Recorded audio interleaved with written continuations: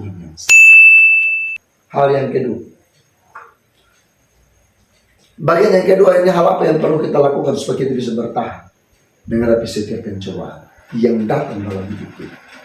Masih dalam bagian ayat firman Tuhan yang sama, Tuhan mau bilang kepada setiap kita harus memandang kepada janji mahkota kehidupan. Janji Tuhan tentang mahkota kehidupan, ayo lihat itu.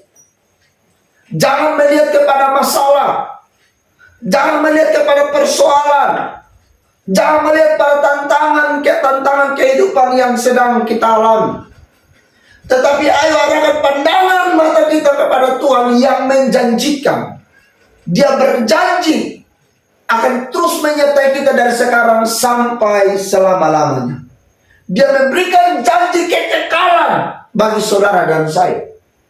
Seharusnya membawa kita untuk semakin lebih lagi memandang kepada Tuhan, memandang kepada janji mahkota kehidupan yang disiapkan bagi orang-orang percaya yang bertahan di dalam setiap pencobaan.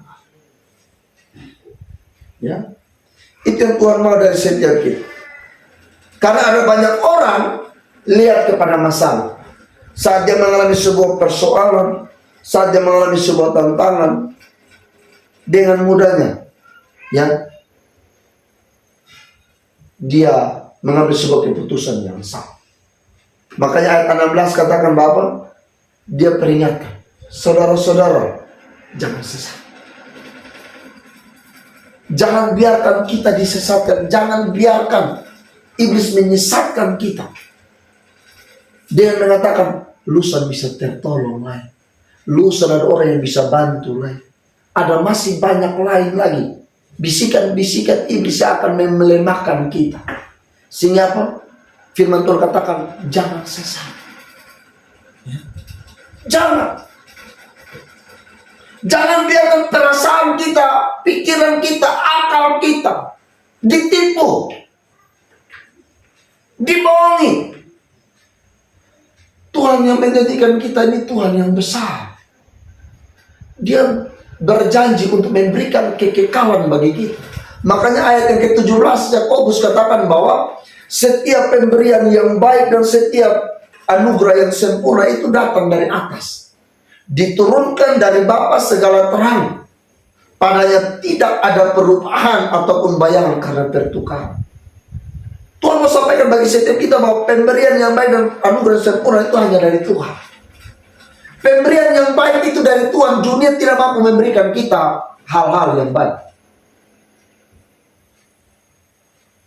Anugerah kehidupan, dunia tidak mampu memberikan. Firman Tuhan katakan bahwa datangnya dari atas, diturunkan dari Bapa. Tuhan yang memberikan itu bagi kita. Dan kalau hari ini kita masih bisa hidup, itu karena Tuhan. Tadi malam dalam khotbah di KPI saya bilang begini kepada jemaah. Siapa di sini, siapa-siapa yang mengalami penderitaan sakit penyakit? Memang ada banyak.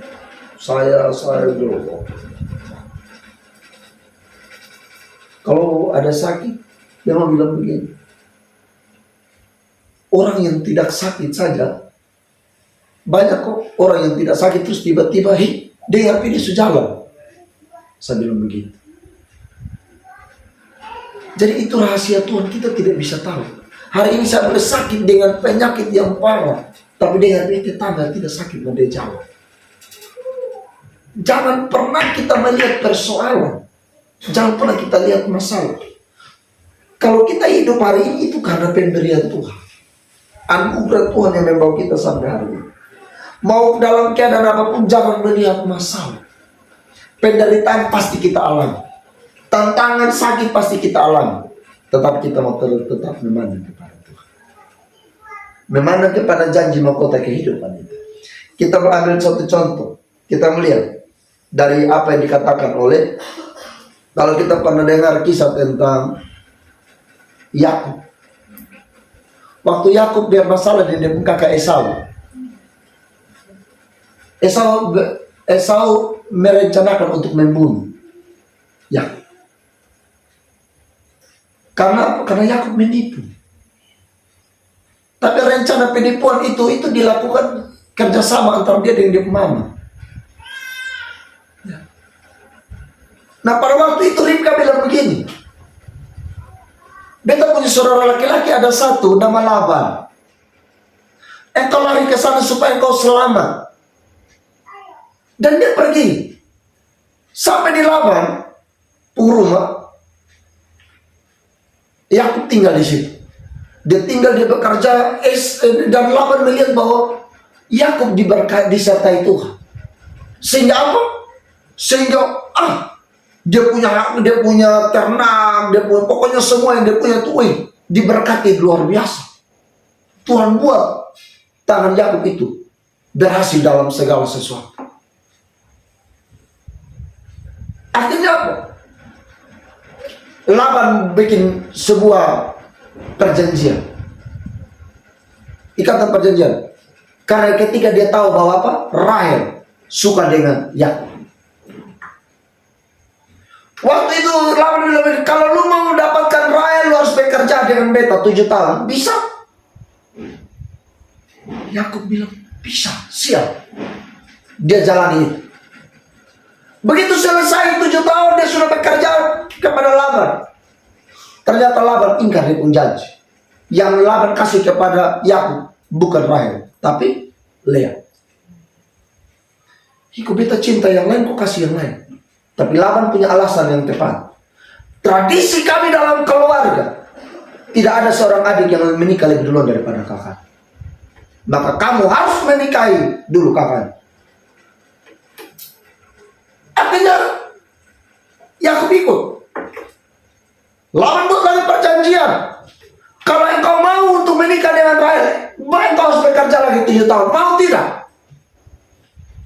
Yakub bilang siap. Karena dia mencinta kepada Rahel.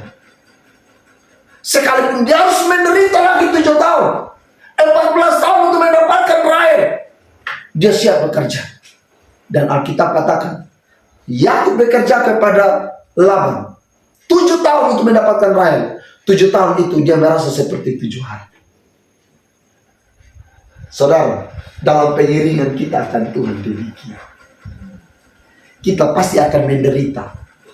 Pikir saya berkhotbah begini, saya tidak menderita. Saya ada mengalami penderitaan. Saya pasti akan mengalami itu. Penderitaan demi penderitaan saya akan alami.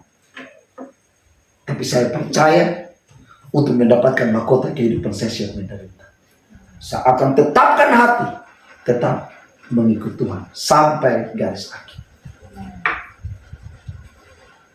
Untuk mendapatkan cinta kita akan bekerja. Apapun kita harus berkorban. Harus menderita sekali. Ya. Maka hari ini Tuhan mau bilang, ikut Tuhan tidak enak. Secara jasmani tidak. Tapi kita akan melihat kenikmatannya ketika ada dalam kehidupannya. Maka hal ini yang Tuhan mau bicarakan bagi setiap kita. Ya, makanya Paulus bilang kepada jemaat yang ada di Roma, penderitaan yang kamu alami saat ini tidak akan sebanding dengan kemuliaan yang disediakan oleh Tuhan. Ya. Apapun yang terjadi, jangan melihat kepada masalah kita, tapi melihat kepada Tuhan yang menjanjikan. Saya bilang dengan istri, ketika tidak ada pembukaan di rasa sakit, saya bilang begini, saya, Tuhan bilang hati yang gembira itu. Dia bilang iya, tapi sakit Saya yang sudah pernah hamil, jadi memang beta juga perut naik, memang ini bukan iya. Tapi bilang, ketika dia sudah setengah mati, saya bilang begini, beta bilang saya, ingat adik, percaya Tuhan tolong. Ingat itu. Akhirnya, dia dengan sendirinya, permisi mau mulut rahim terbuka, dan anak itu keluar. Saudara saya bilang, ketika kita melihat kepada sebuah persoalan, akan membuat kita pikiran buntu. Iya. Bahkan kita tidak punya semangat lagi. Kita putus asa. Tapi kalau kita melihat kepada Tuhan, bertati-tati saya menderita, tapi bisa tahu Tuhan ada dengan saya. Penderitaan kita alami biasa. Semua manusia mengalami penderitaan yang sama kok. Tetapi kita orang-orang yang hidup dalam Tuhan jangan pernah mau kalah dengan persoalan. Jangan mau menyerah dengan masalah, tantangan, penderitaan, pencobaan apapun. Makanya pujian, ku tak akan menyerah pada apapun juga, sebelum ku coba semua yang ku bisa, tetapi ku berserah kepada kehendak-Mu. Hatiku percaya Tuhan punya rencana. Saudara, kita punya rencana hanya ada di depan, tapi Tuhan punya rencana bagi kita terlalu sangat jauh bagi setiap kita. Bawa hidup kita masuk dalam rencana Tuhan. Bawa pergumulan kita masuk dalam rencana Tuhan. Rencana Tuhan sangat indah bagi kita. Ini yang Tuhan mau sampaikan bagi kita. Hari ini kita menderita. Zaman sekarang ini, aduh penderitaan terlalu banyak. Tetapi Tuhan bilang tidak akan sebanding dengan kemuliaan yang akan Tuhan nyatakan bagi setiap kita yang mau bertahan di dalam setiap pencobaan yang ada. Mari tetap bertahan. Lihat itu. Ya, makanya firman Tuhan katakan bahwa penderitaan sekarang terlalu sangat ringan, tetapi mengerjakan bagi kami kemuliaan yang kekal. Paulus bilang kepada jemaat di Korintus, sekarang penderitaan yang saya alami ini tidak sebanding dengan kemuliaan kekal. Karena kemuliaan yang kami kerjakan saat ini melebihi segala-galanya. Setelah ini saya harus berangkat lagi ke Kuala Putih. Jalan lagi sampai di sana. Pulang tadi malam sampai di rumah itu hampir jam 12. Waktu istri mau melahirkan untuk kami bisa keluar dari siang jam 1. Kami pun jam masuk rumah tuh paling cepat itu jam 10. Setiap hari tidak pernah terlewatkan satu hari pun untuk tidak pulang jam 10. Sampai semua bilang begini, sampai bapak sendiri, kalau papa saya orang Cina atau Buah, mama orang Malaka. Saya hitam tapi Cina. Papa Konghucu, karena nikah dan mama masuk Katolik, tapi itu sudah hanya cuma itu saja. Mama Katolik. Tetapi Tuhan kadang bapak bilang begini. Beberapa minggu lalu kami masih pergi di rumah, papa bilang, Subalaman ingat jalan tanam paku di kepala. Saya pikir pokok bangunan mungkin. Apa dia mungkin ini bingkai foto taruh tusuk paku di kepala. Berdiri di tembok sudah. Taruh paku begini. Berdiri sudah itu sudah di bingkai. Mayat sekali. Sampai orang bilang, iya kak, hidup dalam Tuhan tapi itu barang ada. Iya barang ada. Terus, iya supaya ada ini. Kakak nona nasional apa? Tahu tuh banyak setan. Jadi saya bilang lu yang setan.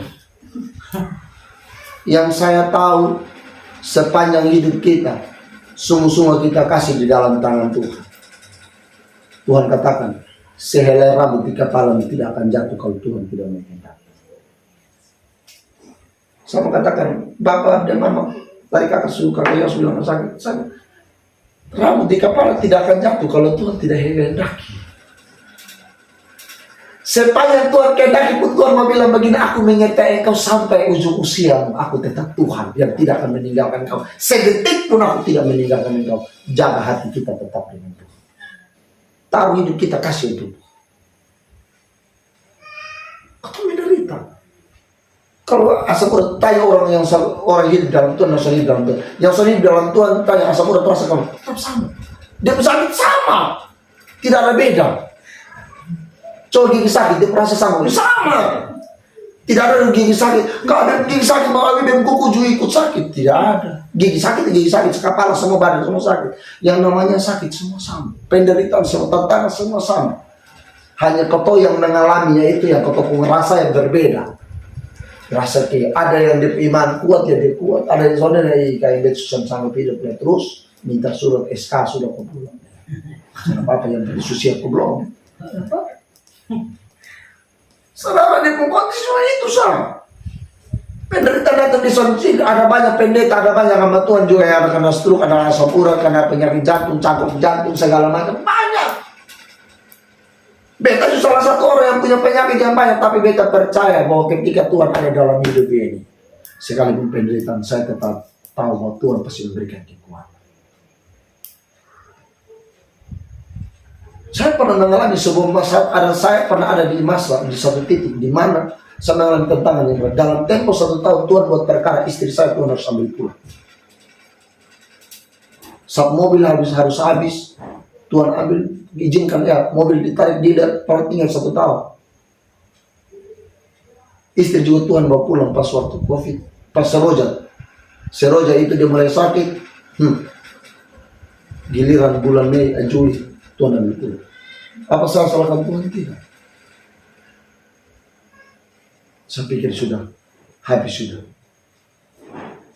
Tidak usah bikin apa-apa. Tapi Tuhan bilang, lu punya pelayanan, jadi saya kasih ganti. Tuhan bilang, saya bilang ganti, tapi yang baik juga. Yang takut Tuhan melayani. Tuhan kasih juga yang anak Tuhan juga. Ya ada persekutuan di rumah. Biasa bilang, saya ada anak, lu mau? Nona lagi ini, mau. Saya umur, beda umur 16 tahun. Saya bilang, hidup dalam Tuhan 16 tahun. Saya bilang, saya umur 16, lu baru umur 0 bulan.